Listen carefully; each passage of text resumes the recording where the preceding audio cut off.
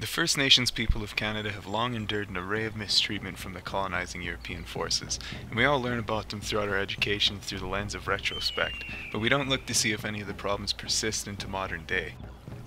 From the disposition of communities to remote locations, the splitting of families to separate Native children from their culture, and overall poor treatment in medical facilities, they're all things First Nations around Canada attest still carry a notable effect on their current health and their ability to preserve that well-being into the future.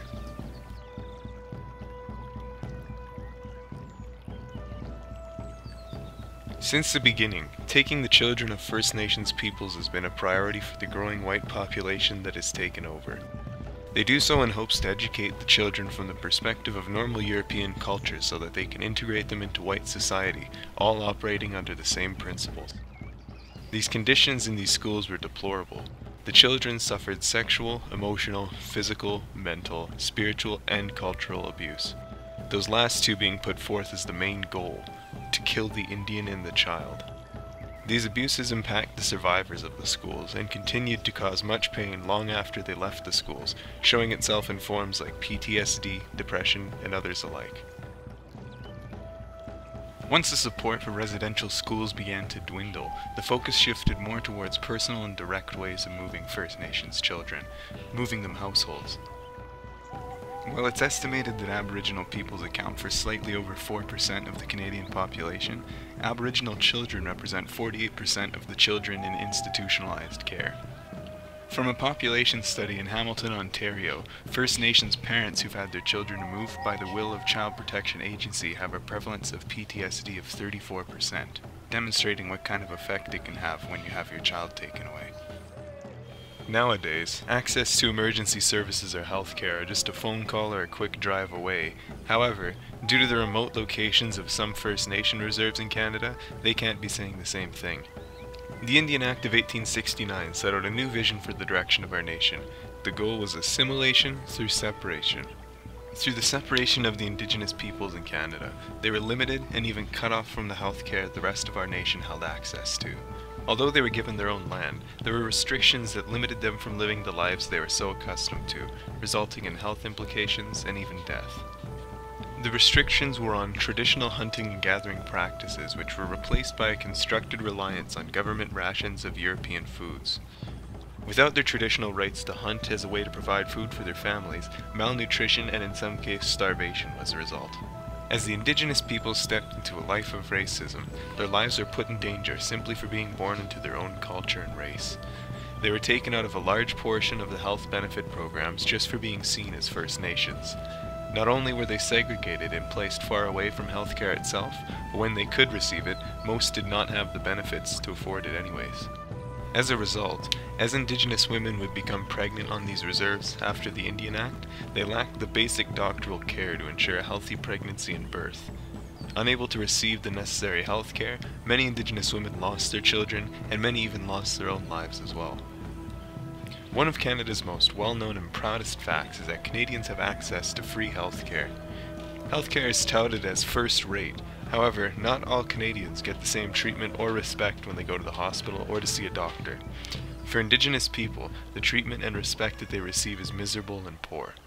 The public has been educated more on Indigenous issues such as residential schools discussed earlier, yet issues regarding the discrimination of Indigenous people in medical facilities is not widely known about. Michelle Lebrac was recently found to have a fractured pelvis, but it took 3 trips to hospital before she received that diagnosis. You're not treated as well as like the white people that come in, and a native or just seem to be turned away. Not her first bad hospital experience. Once, she went to see a doctor about stomach pain. They discussed her drinking problem and homelessness. He gave her this. When she complained, the hospital apologized, but she felt humiliated. It's discriminating against natives, I'm pretty sure. It bothers me that people think that it's okay to pretend that we don't have these issues in our own backyard. The study found Aboriginal people often just avoid medical care to avoid discriminatory treatment. Some of the complaints that were recorded in a meeting in Toronto regarding discrimination of Indigenous people are refusal to give access to much-needed painkillers because doctors fear them to be a high risk of addiction, was assumed to be drunk and not properly assessed, the patient was in a diabetes-induced coma. And one was refused service because he was homeless and dirty. But the patient was employed, owned a home, and was attacked on his way home from work. The patient was seeking medical care for those injuries.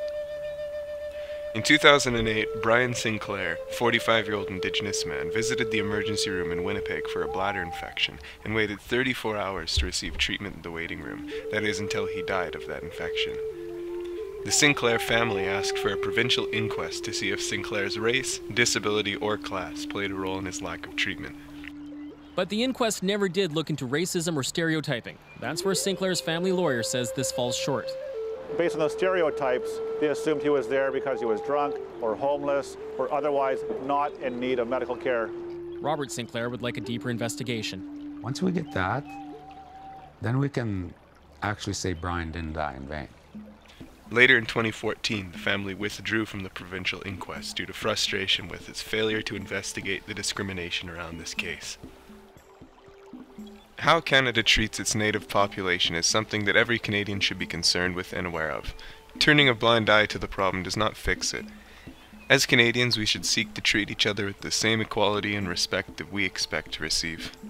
This starts with educating our population about the mistreatment of Indigenous people in the past and in current day. It is crucial to understand the effects residential schools had on children, the shape and location of the reserves, and the treatment that Natives receive when they seek health care. When a majority stands with a minority group, their voice is heard louder than before, and real change can happen when we work together with our Native population to see if their quality of life can improve.